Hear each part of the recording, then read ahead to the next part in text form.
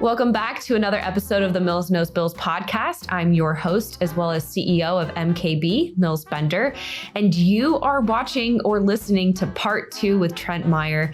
If you didn't catch last week's episode, now is your opportunity to pause, go back to that episode, learn a little bit more about him and his story. We had a different approach with our podcast with him where we talked about some of the struggles that he's overcome rather than simply giving advice to the business owners listening. And I think you'll get a lot of value out of listening to his story. So go back, listen to that. Trent, thank you for coming back for part 2. I'm excited to continue our conversation together. Yeah, I appreciate it. Thank you. Of course. Yeah. So now's your opportunity to ask me questions. What do you want to know? All right. Question number 1. How soon does this air? How soon does this air? You are at week, I think, 8 or 9 from yesterday. So okay. I don't even know what today is. Today's the February 11th. So I'd say yes. Mid-April, early to mid-April. Oh, cool. Okay. All right. Perfect. Then this will be breaking news for you and if people hear it later. But I and Ashley have a kid on the way. Yeah. Yep. I'm very fortunate. Oh, so my congratulations. Yeah. Thank you. It's very exciting. Okay. How far along now? Nobody knows yet. That's why I asked. 12 weeks tomorrow. 12 weeks tomorrow? Mm-hmm. Oh my gosh, so she's going to be almost done with her second trimester when this comes out. Yeah. We have a family trip this weekend. We're going to tell our whole family, but obviously we haven't told them yet, which is why I asked how soon it's going to air. Oh my word. Okay.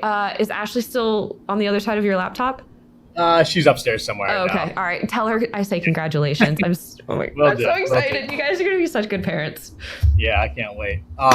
So with that being said, my question to you is, as an entrepreneur, what would be your tips on handling babies and entrepreneurship? And what tips specifically for me as a husband should I take, knowing that obviously at the beginning it's going to be her going through it all? Yeah, it's I still got to work. All right, so that's a few pieces. The first thing I'll state is it is a different dynamic. The fact that you are the entrepreneur and I'm the entrepreneur, like I'm the mom. You're the, right. So it's just a different strategy. So I'm going to try to make this as applicable to you as possible. One thing that I will say is become very clear on your boundaries for your business versus your personal life. And I was talking with some of the other guests today about how I don't believe there's any such thing as work-life balance or multitasking. They interweave a lot. Multitasking is inefficient. And so what I would suggest is if you don't already have a very clear structure of time blocking, start practicing that now. Know when you're going to be at work versus when you're going to be at home. Have those outlier opportunities or situations where, I'm only going to pick up the phone if this person calls, right? So start establishing those boundaries now. Work on training and getting that next person in place that would allow you to have even more time at home. Ask yourself, and this is something that you and Ashley need to talk about, is if you want to have a paternity leave. And what does your paternity leave look like? For me, I'm a little crazy. I can't not work. It's kind of how I get my cup refilled and how I get more patience for my kids. And I don't know if that makes sense. Yeah, I totally get that, yeah. So I was working like 2 days after I gave birth to my second. Now, I wasn't telling anybody I was working, and I was working maybe 5 hours a week, right? And it was all you don't want people to think it's okay to start blowing you up. Exactly. And I made the precedence that I wasn't going to be outwardly working for at least 3 months. That was my maternity leave. So figure out what your paternity leave will look like. Are you going to take any time off? For how long? What does it look like? What's the ramp up period? Take into consideration that you're going to be tired. And I'm not like, it's a good tired. Okay. Mm-hmm. But maybe if you're currently a really early riser, get okay with the fact that you might not be for the first few months of your baby's life, and give yourself grace in that. That's the biggest piece of advice I can give you, is be flexible and give yourself grace. In terms of being a good husband to Ashley as she's giving birth, have a lot of communications in advance of what she needs from you during the actual birthing process. I talked with my husband and I said, listen, at the point where I go, that means don't touch me. Don't touch me. If I can't verbalize it, you just need to read my mind. So figure out these cues. It might be a slap on the wrist. It might be a wave of the hand, whatever it may be. So have those pieces of how you're going to show up for her during that birthing process and how she doesn't want you to show up in some capacities. After the fact, it's going to be a lot of making sure that you are taking care of her basic needs, making sure she gets fed, making sure that she gets more it's like water. Such a basic thing, but yeah. It is such a basic thing, but when you're a new mom, you're so engrossed with taking care of this new baby that you forget basic functions. Yeah. You really do. Fair. I think the biggest blessing in both of my births was just having food placed down in front of me at regular intervals. Because I'm a lot more hungry. I'm producing breast milk. I'm trying to heal. My body is burning calories. I don't want to ask for food. I just need it to be placed. That's so funny to say that because she's been very sick for the first 3 months so far. And Pobrecita. the food thing's been a big thing. And we get in our little arguments sometimes because I'm like, she'll get pissed because she's so hungry. I'm like, I would literally get you any single thing you want. Just tell me if you want food or not. We don't want to make the decision. Nope.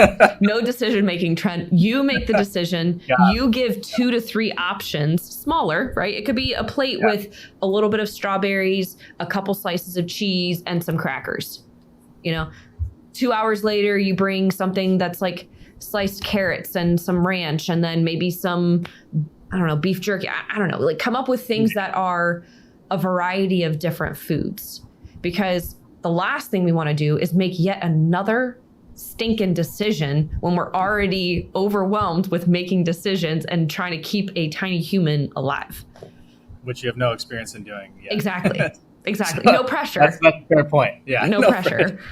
So that's what I would suggest would be most helpful. And so think of how you need to show up for her after the fact and what that would mean in terms of a paternity leave.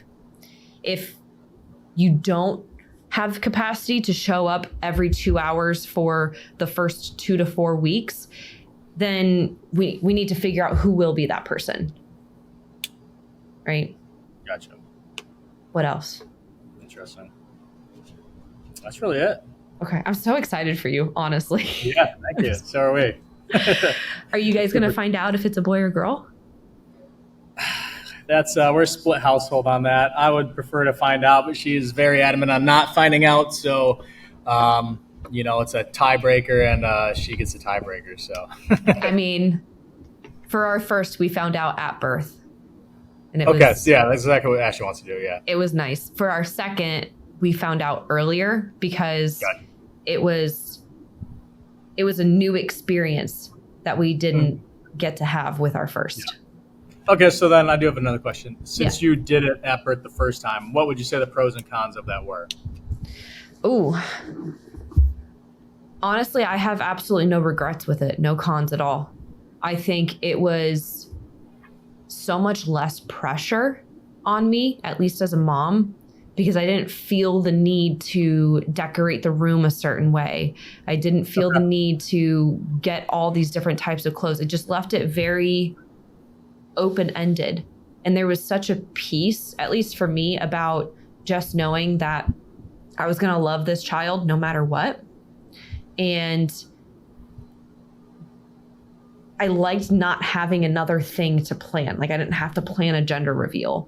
And it was nice just enjoying the pregnancy itself, I would say the only difficult part was coming up with a girl's name for my first, but I think I had such trouble coming up with a girl's name because I didn't feel like it was a girl. Gotcha. So that's probably the most troubling side, but you go in with a boy's name and a girl's name if you can, and you just I liked it. I think for our third, we want to keep it a surprise again. Okay. Good to know. No. So exciting. Yeah, thank you. When is she due? August 17th or Okay. mid late August, somewhere in there. Mid to late August. That's awesome. Yeah. Anything else you want to know? No, I'm all good. I really appreciate you having me and helping with the giving me your insight. Thank you. Yeah, thanks for asking. I'm really looking forward to you. I will pray for a safe and healthy pregnancy and delivery for you both, and that the sickness finally weans. That's not fun, but yeah, hoping we're on the on the you should be. You're coming out of the first trimester, so hopefully speaking. But either way, well, thank you for coming on again today, and thank you to the audience who's watching or listening. I know that this was a little bit of an unorthodox episode, but that's what we like for the second episodes, just to build relationships and get to learn more about other parts of life. So thank you for tuning in, and I'll see you on the next episode.